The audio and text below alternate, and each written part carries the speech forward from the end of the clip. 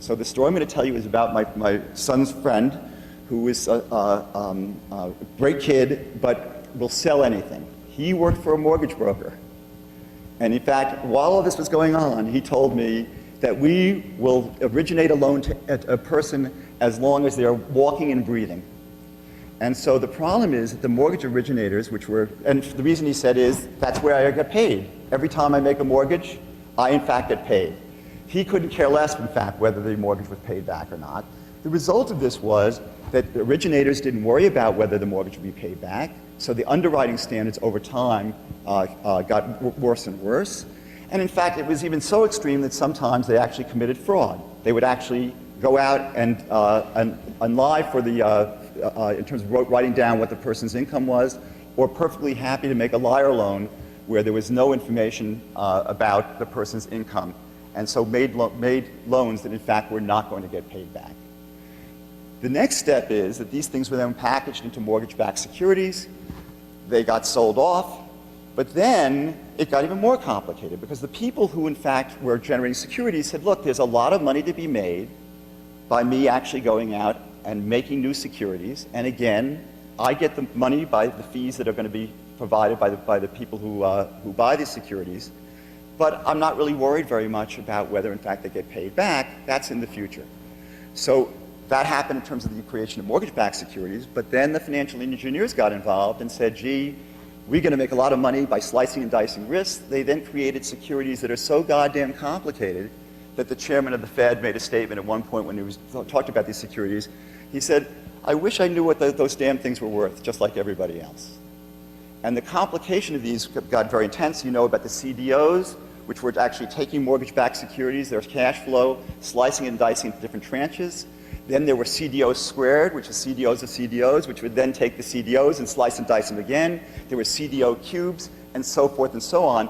And this got so complicated that in fact nobody even knows who owns what.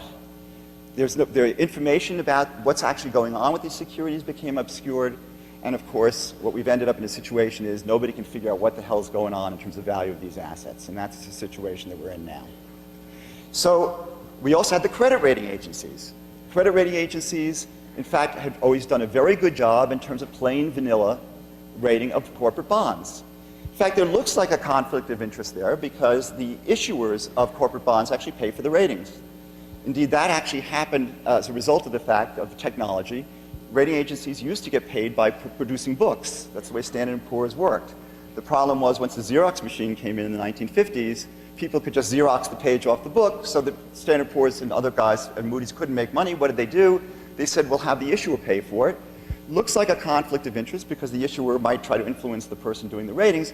The reason not is it was a very straightforward process, which is if the rating agencies in fact gave inappropriate ratings, their reputation would have suffered, and as a result, nobody would actually pay them to do the ratings anymore. The problem was when we got to the very fancy financial engineering, they were involved in not only doing the ratings, but in fact telling people through consulting services, which became the big profit centers, how to structure this debt in very complicated ways. And what that meant is that when it produced very difficult information that made it much harder to do ratings, they didn't worry about it. And so this conflict of interest, this is a very serious one, meant that the integrity of the credit rating agency process fell apart. Well, everything was fine because an asset price bubble started in the housing market, and part of the reason it started was because of the credit boom that resulted from this new innovation. So credit booms are a classic feature of financial crises. You actually get what we call as a positive feedback loop. So what happens is that you have the credit boom. It then means that people now are going to actually increase the demand for the asset. The asset price goes up, which means that in fact nobody defaults. And in fact, in addition, what it does is it actually improves through mark-to-market accounting the balance sheet of financial institutions, which then lend more. The credit boom goes on more, raises asset prices, and everything takes off. And that's exactly what we've had happen in the housing market. And the problem, of course, is that at some point, when asset prices get too far out of line with fundamentals, people say, hold it, this is crazy. I no longer want to actually pay $1 zillion for a house when I can rent it much cheaper. Housing prices start to fall. Now we're in big trouble because the underwriting standards had gotten so weak in the subprime market that the only way that people could pay back these loans was if housing prices kept on going up. Everything was fine. The investors were doing well. Because even if you weren't doing that well personally, your house doubled in value, you could just actually sell the house or go out to somebody else and get a new loan and pay back the old loan.